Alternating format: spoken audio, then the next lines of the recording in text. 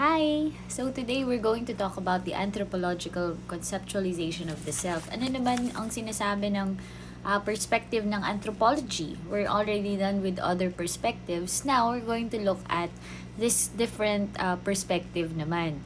But you might be wondering what anthropology is all about. Maybe it's your first time hearing this term. So let me enlighten you a little bit with the definition of what anthropology is. Allow me to read. Anthropology is concerned with how cultural and biological processes interact to shape human experience. It processes a holistic approach and an integrated approach in examining human nature. In another definition, it says that anthropology encroaches on the territory of the sciences and the humanities and transcends the conventional boundaries of both while addressing questions from a distant past and the pressing present, perhaps with the implications for the future too. So ano nga bang sinasabi ng anthropology? No? With all this definition, it is concerned with how cultural and biological processes interact to shape human nature. Ang sinasabi ng mga contemporary anthropologists, they believe that the culture and the self are complementary concepts. Ibig sabihin, if you want to understand culture, you have to understand who the self is. If you want to understand the self, you also have to deal with the understanding of what culture is.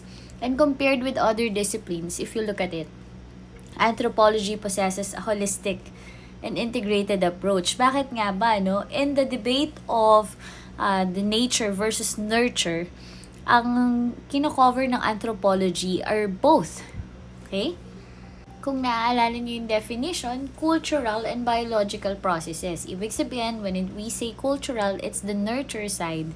And the biological processes is concerned with the nature side. So, ang tinitingnan ng anthropology is how these two work together in order to shape human experience.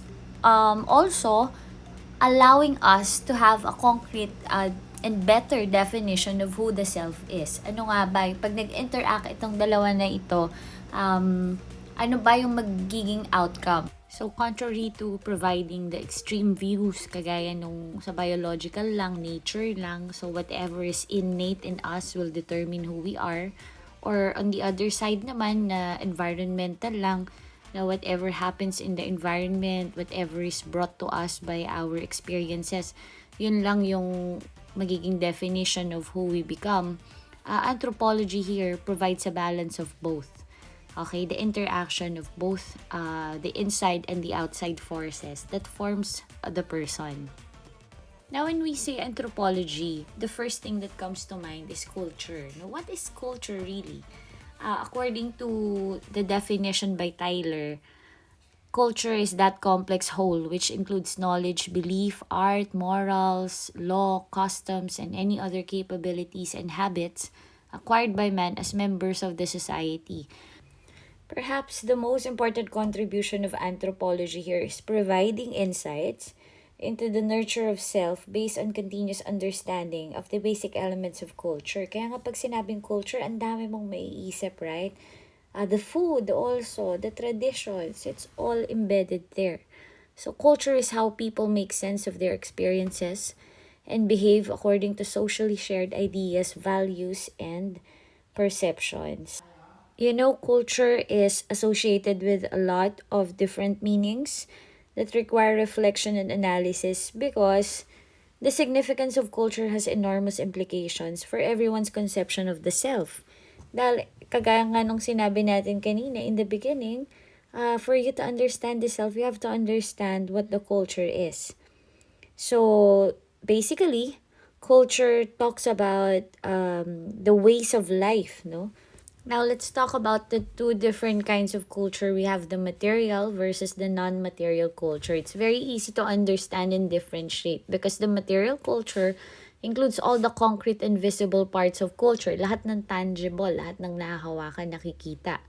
No? While the non-material culture refers to the non-material concepts that people have about culture. Ano ba yung mga yun? The traditions, the sayings, and all things that we live by pero we cannot really touch or hindi tangible. Now, in social anthropology, there's what we call ethnic identity. The concept of identity here was used mostly in the context of this, no? Ethnic identity. Ano bang sinasabi ng ethnic identity? It points out the sameness of the self to others. That is to a consciousness of sharing certain characteristics within a group. So identity here is understood as a disposition of basic personality features acquired mostly during childhood. Tapos once integrated, more or less fixed na yung identity natin. Ibig sabihin, all the things that we acquired during childhood, as we grow old also, makes up who we are. No, that makes a human being a person and an acting individual. Allow me to share with you itong sinabi ni Peacock way back in 1986. Sabi niya, the individual is neither a robot nor an entirely independent, self-willed little god, but a cultural individual. Anong sinasabi niya dito? We exist in freedom, but also, kasi hindi naman tayo robot, no? We are not dictated by any program, no? Hindi naman tayo nakaprogram na pagka nangyari to. Just like a robot would, no? May mga command na certain commands that it should follow, and then yun lang yung path na lalakaran niya. We are existing in freedom. But also, we have to be reminded that we are embodying a cultural mold. Ibig sabihin, meron tayong hulma at tayo hinulma ng kultura na kinabibilangan natin. We are part of a particular society, no? Including all the history that surrounds it, all the practices, ganun yung sinasabi niya. When you say mold or cultural mold, the first thing that comes to my mind is the llanera. Diba, the llanera is the one that you used to create leche flan, no? So, combining all the things there, the egg, the milk, whatever ingredient you put in the leche flan, it has to be placed in a particular mold, diba? Whatever mold there is, no, for the leche flan, for all the ingredients in the leche flan, yun lang naman yung ifa-follow niya. Ang sinasabi ni Peacock, we have the freedom, no, to choose whatever mixture we have. Kung ano ba yung mga i-acquire natin along the way, the traditions, the values. However, whether we like it or not, we always follow a particular mold. Kung ano yung shape ng mold natin, the cultural mold that we are in, part and parcel, we are actually determined by the cultural mold that we belong to. Now, there are two ways in which the concept of self is viewed in different societies. Here's a test, here's a link. If you want to do it, if you have an extra time, then you can take it and you will be able to see how egocentric are you. Because the two ways on how to determine how the concept of self is viewed is being egocentric and sociocentric. This little quiz is for you to determine your level of egocentrism. So, tignan natin. If you have the time, no? Just do it for fun. Pero I will not record it. Okay? Now, let's discuss the two. For the egocentric view, the self is seen as an autonomous and distinct individual. We are capable of acting independently from others. While in sociocentric view naman, on the opposite, the self is contingent on a situation or social setting. So, depende kung anong nangyayari sa kaganapan sa mga paligid, no? This is the view of the self that is context-based or context-dependent, which emphasizes na walang intrinsic self that can possess enduring qualities. Ano ba yung sinasabi dito, no? Tingnan natin these two flags. No? I'm sure you're familiar with this. In the Japanese culture, mas sociocentric sila. So, the membership of a person in a particular social group defines the boundaries of the self. No? Ang importante sa Japanese culture is the interdependence between the person and the group. It is more important than independence. Sa egocentric kasi, very independent ang view. In the Japanese culture, if you look at the reasons for harakiri, no, makikita natin that people really value yung mga ibang tao sa paligid nila, the Japanese people. Now, let's go to the Chinese. Ang Chinese then very sociocentric, no? Because they prioritize kin ties and cooperation. Ano ba yung kin? Ibig sabihin, family ties. For them, the very essence of interpersonal relations is mutual dependence. Kaya 'di ba, kapag nag-aasawa ang Chinese, gusto sa Chinese din. Tama? Kapag nagnenegosyo, ang gusto ng Chinese, ang kasosyo niya ay Chinese din. Alright? Ibig sabihin, they do not value much yung self-reliance and they put importance to what? To compliance and subordination. So, family figure ang very important dito. In contrast with that naman, ang mga Americans, alam natin na very egocentric. They believe that they should be assertive and independent. Looking into us, no, tayong mga Pilipino, are we egocentric or sociocentric? What do you think when it comes to family ties? Now, there's nothing wrong with being egocentric and being sociocentric. Wala namang masama, no? The problem is when it goes extreme. So, makikita natin sa baba the issues that may arise kapag ang egocentrism at sociocentrism ay naging extreme. First off, we have the self-serving bias. Ano ba yung self-serving bias? It is our tendency to attribute positive events to our own characteristics or actions. Pero pag negative ang nangyari, we attribute it to external factors. What's one example of this? If you got a good grade, for example, you get a grade of 1 or 1.25, if you have self-serving bias, then you will believe that I got this grade because I'm smart, no? Because I studied hard for the test. Now, if you got a grade that is not so satisfactory, like a 2.75 or 3, you might attribute it, remember that's negative, so you will attribute it to external factors, kagaya ng, ay, unfair kasi si mami, kaya ganun lang yung grade ko. Or, kasi yung mga kaklase ko, ganito ang ginawa ako, hindi ko ginawa yun. You get what I mean? So, that's self-serving bias, no? It helps us to maintain a positive self-image and protect our self-esteem. Pero, yun nga lang, self-serving. Kumbaga, para sa sarili lang. No, pwedeng, halimbawa, naglalaro ka ng basketball, you believe that the game, you won the game because you're good. No? Pero pagka, kapag natalo kayo, you will say na, ay, ang dami kasing wrong call nung referee, or may mga hindi na-serve na foul, mga ganun. I mean, there's nothing wrong if you studied hard or you really practice well for the sports. Yun nga lang, when it goes extreme, ang mangyayari is we don't accept our fault, no, on our side. Another one is the self-interested thinking. Ano bang sinasabi? So by the term itself, it's anything that you do to seek personal gain. I mean, there's nothing wrong if you want to pursue higher education, get a better job so you can make money for the future, in the future.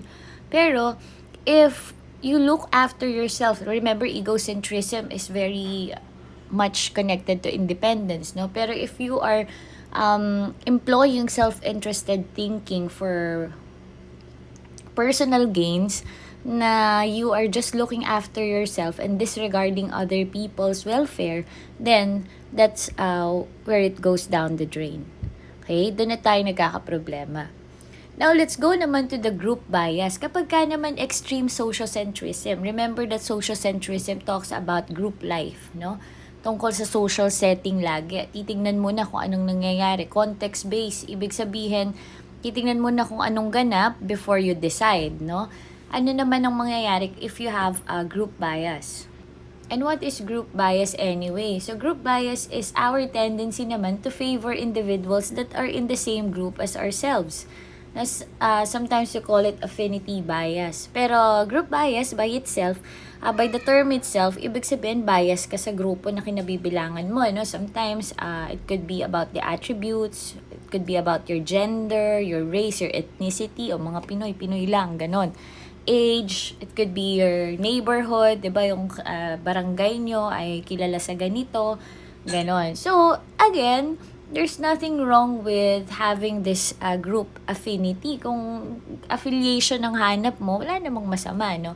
The thing is, when it goes extreme, nagiging bias tayo ngayon sa grupo na kinabibilangan natin. One example would be, sometimes in a group, no, we only prefer to socialize dun sa mga tao na ka-share natin ng interest sa sports. Kapag pag iba yung ka-interact natin, then we don't feel so much interested. And sometimes, we would disregard their thoughts, ganun, wala naman tong alam sa basketball, hindi ko to kakausapin.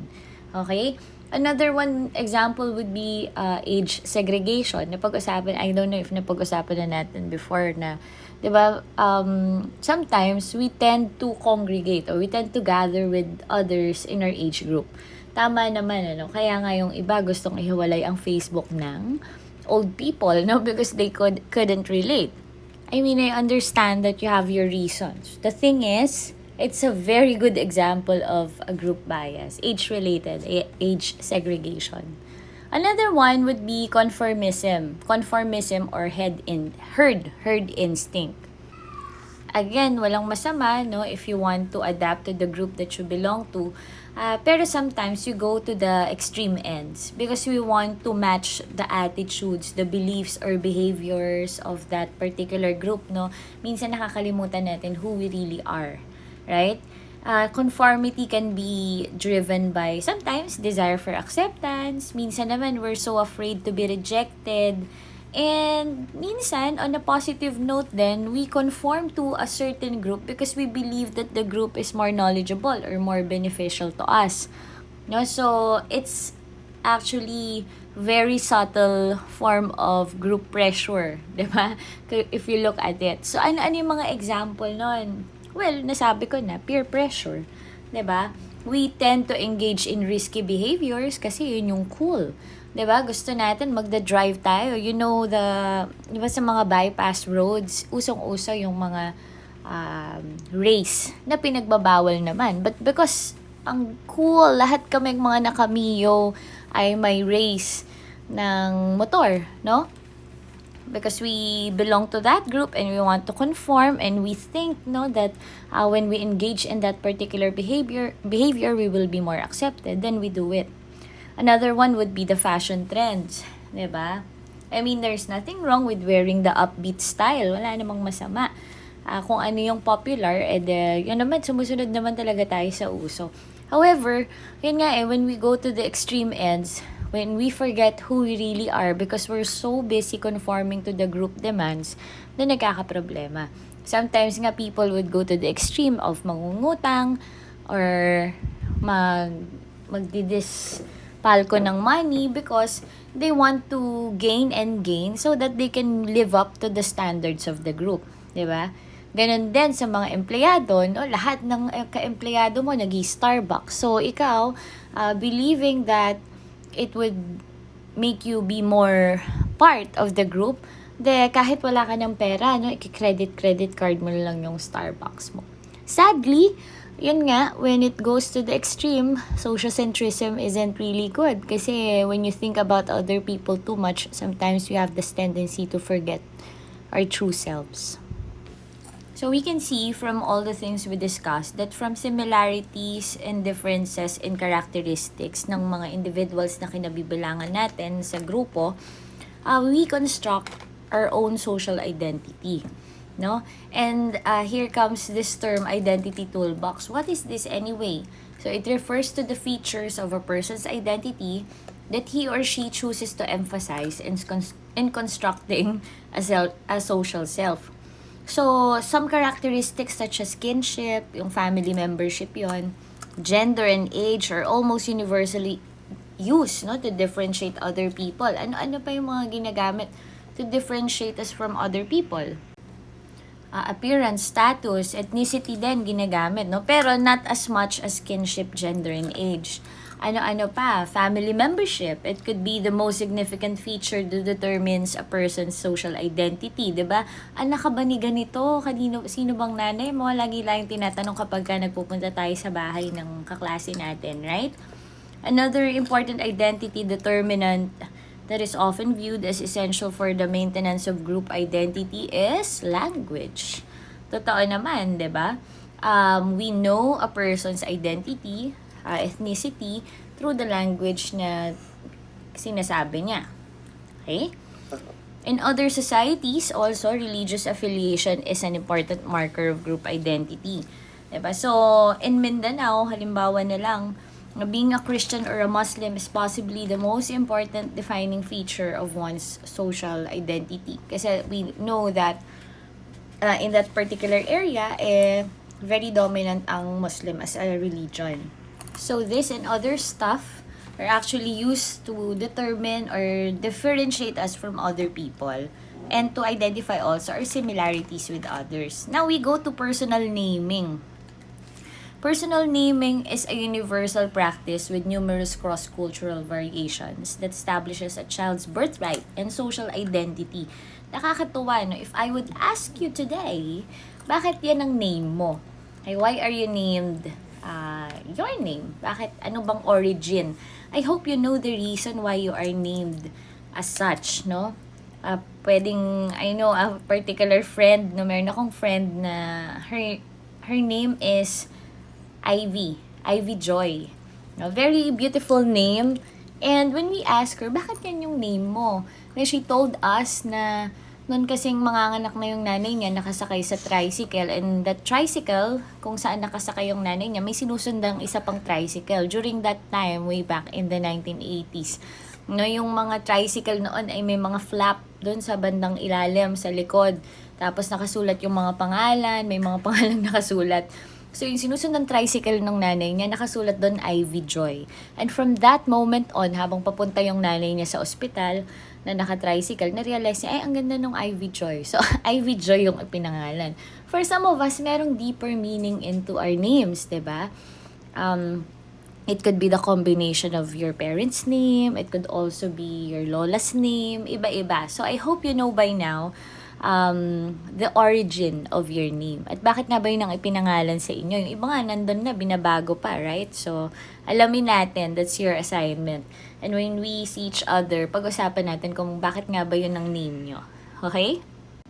Pero no matter what the origin is, no matter how unique or common your name is, it is an important device to individualize a person. Yun naman talaga, di ba? But when you say Anna, you have this particular person in mind, right? And legitimize. Ibig sabihin, totoo din naman, your name is used for all your legitimate documents, right? As a member of a social group or such as a family. No, personal names, itong nakakatuwa, in all societies are intimate markers of a person. We all know that. And it differentiates us from others. Meron tayong mga kapangalan, pero meron pa rin differentiation. So like me, no, Jamie, meron akong kapangalan ng grade 3, transferee siya, pero meron siyang Poknat. So, ang pangalan niya ay Jamie Poknat. No, dinadagdagan natin, si Anna, yung ganito, right? Pero still, we use the name to differentiate and to distinguish one person from another. Okay? So, a person's name may be symbolically representation of his or her cultural self. Alam niyo ba yan? So, sa bawat lugar, iba-iba rin yung process of naming natin. Tingnan natin yung mga examples. Yung ibang culture, may special ceremony ka pa kapag papangalanan ka. No? An example would be the one that you see in the picture, the Aymara Indians. So, they do not consider an infant as a true human until a name is given to him or her. Pero, around 2 years old pa nila binibigyan ng name. So, pagka nabigyan na ng name ang isang Aymara child, mark na yun ang social transition niya. And then, there will be a ceremony. Ganon.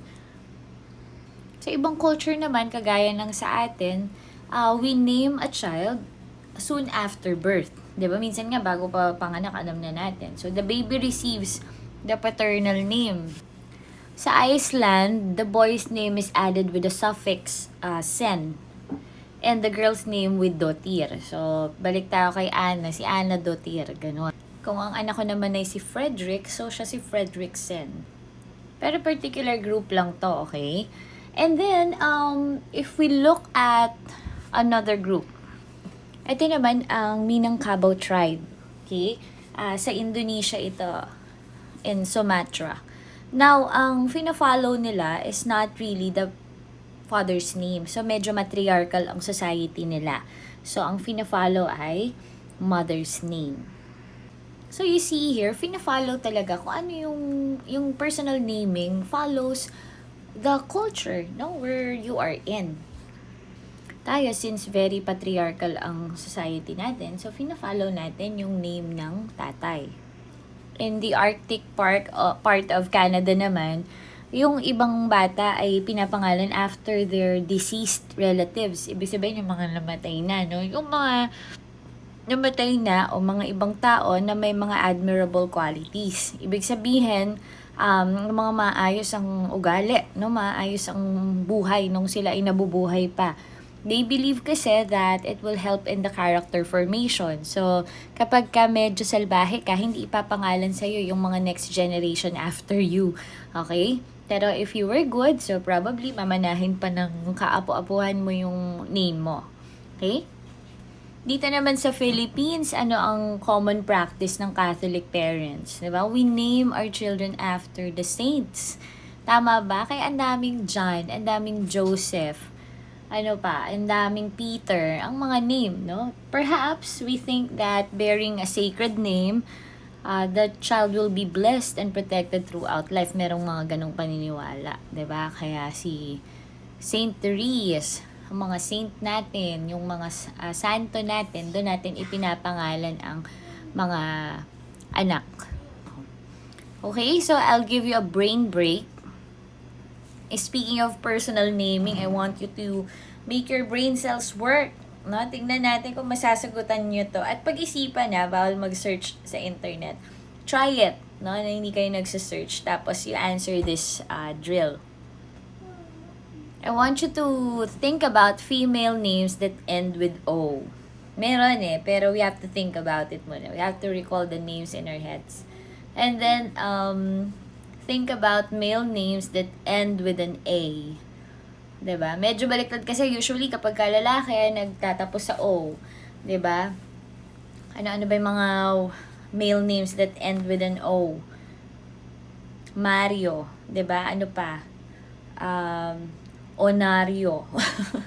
Mga ganon. Mga female names naman lagi nagtatapos sa A. Usually Conchita, Teresa, right? Pero now, balik rin natin. I want you to think of female names na sa O nagtatapos at yung male names naman sa A nagtatapos. Okay? I'll give you a minute.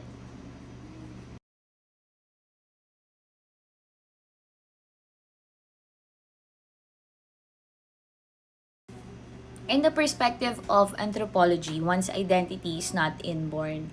It is something that people continuously develop in life. Now, for instance, may tinatawag tayong rites of passage. It usually involve ritual activities to prepare individuals for new roles from one stage of life to another. Diba? Lahat naman tayo, we go from one stage of life to another stage. No, like birth, puberty, ano pa, marriage, having children, and eventually death. So, meron si Ganap. He believes that changes in one's status and identity are marked by what we call a three-phased rite of passage. Tingnan natin kung ano-ano ba yun. He termed it separation, liminality, and incorporation. As we go along, I want you to look at the photos na katapat nung rite of passage, the three phases. Okay? In the separation phase, sabi dito, people detach from their former identity to another. So, for example, in a wedding, the bride walks down the aisle to be given away by the parents to the groom. Okay, so it implies the separation from one's family to become a part of a new one. Di ba nangyayari yun? Okay, next naman, sa liminality phase, a person transitions from one identity to another. So how does it happen? Balik tayo dun sa example natin kanina, no? The wedding ceremony itself is the process of transition, right? Transition yung bride and groom yon from singlehood to what? To married life. So, from one identity to another, you're no longer single, no? But you're already married. Finally, in the incorporation phase, the change in one's status is officially incorporated. For example, balik tayo ulit, the wedding reception and parties that celebrate the wedding serve as the markers that officially recognize yung bride and groom, yung change nila towards being husband and wife. So, the rites of passage help a person adjust from one social dimension of her life or his life to the other dimensions. However, sometimes individuals disagree on their respective identities. Naniniwala ba kayo doon? Kaya naman nagkaroon ng tinatawag nating identity struggles. Identity struggle is a term by Anthony Wallace and Raymond Fogelson. No, anong sinasabi dito? It is to characterize the discrepancy between the identity a person claims to possess and the identity attributed to the person by others. Anong sinasabi dito? No, moreover, individuals may also be confused in defining their personal identity kapag nagkakaroon ng clash. No, pag clash between self-identification, how you identify yourself, and your what? Inherited collective identification na nanggagaling naman sa cultural changes or sa mga values and norms ng postmodern society. So, ang sinasabi dito, if you look at the word there, discrepancy. Merong discrepancy between kung ano yung sinasabi ng tao na ugali niya o pagkatao niya at doon sa hindi nagmamatch yun doon sa sinasabi naman ng iba, yung mga ina-attribute sa kanya. Kaya nagkakaroon ng identity struggles. Eventually, the person will be confused kung sino ba talaga siya. Because ito ako, itong pagkakilala ko sa akin, pero bakit iba ang sinasabi ng mga tao sa paligid ko? Okay? What he claims to possess and yung ina-attribute sa kanya na characteristic. Sometimes nangyayari talaga yun, ano? Feeling natin we're being very responsible only to find out na it's just a made up claim, no, in our mind. Yun pala, people see us naman as very lax, very irresponsible. There's a clash, there's a discrepancy between the two. How does it differ now from identity crisis? Kasi naririnig na natin itong term na to. Actually, it's much more familiar kaysa sa identity struggles. Identity crisis naman happens when universal values and moral principles of an individual or group become relatively determined by politics and ideology, among other external factors. So, nangyayari to kapag ang identity natin ay unstable and insecure, kapag binangga natin sa mga existing ideologies sa society. No? Kaya nagkakaroon tayo ng clash, nagkakaroon ng problema because we find ourselves in the middle of a relatively different situation compared to the universal values and principles. Ito yung pinaniniwalaan ng madla. And here you are having a different view, no? And a different perspective from the rest. Kaya nagkakaroon ng identity crisis. So, ang tanong, ipapaglaban ko ba kung ano yung sa tingin ko ay tama sa pagkatao ko pero hindi widely accepted by the society? Or are we just going to conform? So here's a suggestion by Golubovic. In 2011, he said that in order to attain self-identification, individuals have to overcome many obstacles such as traditionally established habits and externally imposed self-images. On the other hand, sabi naman ng mga cognitive anthropologists, para raw magkaroon tayo ng relatively stable and coherent self, members of the multicultural society have no choice but to internalize divergent cultural models and should reject or suppress identifications that may conflict with other presentations.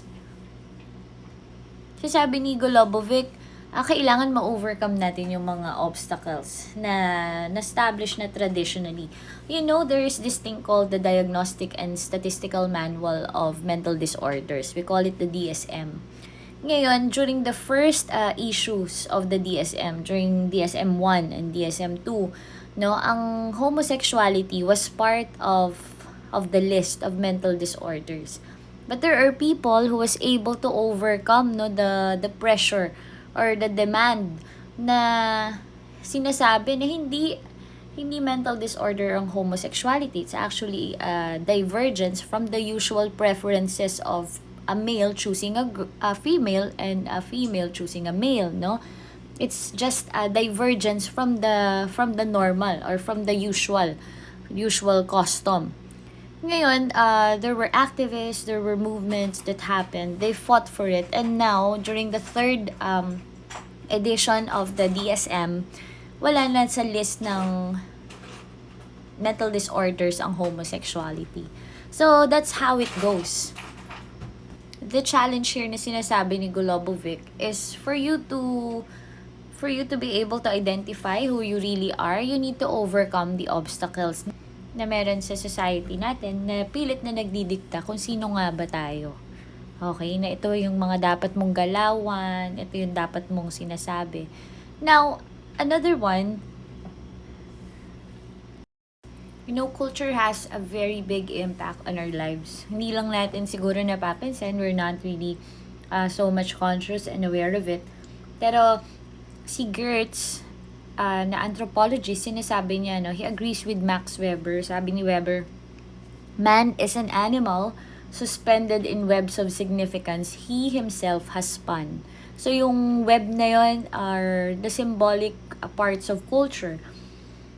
No? And now, in his attempt to illustrate kung ano nga bang impact ng culture when it comes to forming the concept of a man or the image of a man, sabi ni Gertz, he suggested two important ideas. The first one is, culture should not be perceived only as complexes of concrete behavior patterns, kagaya ng mga sinabi natin kanina. It's not only that, no? It has to be seen as a set of control mechanisms for governing behavior. It does not only exist, no, for it to be classified as material and non-material, pero in reality, ang laki ng impact and how it shapes the personality and the identity of a person. Kaya nga sinasabi ko sa mga students ko, if you wanna go out there, travel, leave the Philippines for quite some time, and explore the world, just go, no? And you'll realize the beauty of the culture of other nations and the beauty of our culture then. Okay? Because it governs our behavior, it governs even our thinking. Ganun ang impact ng culture sa atin. Pansin nyo, no? Ito naman napagmuni-munihan ko lang. If you look at our songs na pambata, yung mga nursery rhymes na Pilipino, no? Puro siya patungkol sa kahirapan. 'Di ba? Tingnan niyo, yung ako ay may lobo, lumipad sa langit, hindi ko na nakita, pumutok na pala. Sayang ang what? Pera, no? It talks about the value of money, the value of having this and having that. Ganon din ang leron-leron sinta, buko ng papaya, 'di ba? Ang ending na bali ang sanga, kapos kapalaran, humanap ng iba, 'di ba? Puro unfortunate events, no? And then Bahay Kubo. Bahay Kubo is a very popular nursery rhyme, pero it talks about what? The simplicity of life, no? The reality that we grow our own vegetables, we grow our own food because we cannot really afford to buy them. Yun naman muni-muni ko lang, no? But look at it, no? Just by the songs that we have, no, that these children are growing with, makikita natin that the culture of the Filipino is actually basking in poverty. Hindi nga kaya. Bakit laging ganun yung worry natin na mawawalan tayo ng ganito? We are so afraid of lack, no? Of losing something, of losing the resources. Mga ganun. Of course, there are many explanations to that, no? Yung mga nursery rhymes natin. It was just my observation.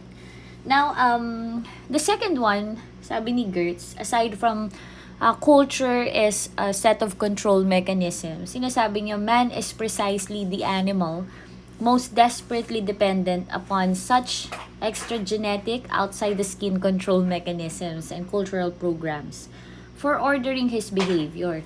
Ibig sabihin, man is defined by the genetic potentials. Alam natin yun, ano? However, what will determine yung mga possibilities of those genetic components or those genetic potentials, what determines its success is actually dependent on culture. It is made possible by culture. Kaya nga sabi ni Gertz, no, I want to end with this. Sabi niya, without men, no culture, and certainly, but equally and more significantly, without culture, no men. I want you to think about it because that's the very essence of our discussion today. Allow me to repeat: without men, no culture, certainly, but equally and more significantly, without culture, no men. And if there's one thing that I want to emphasize, it is this phrase, no? The self is embedded in culture. Thanks.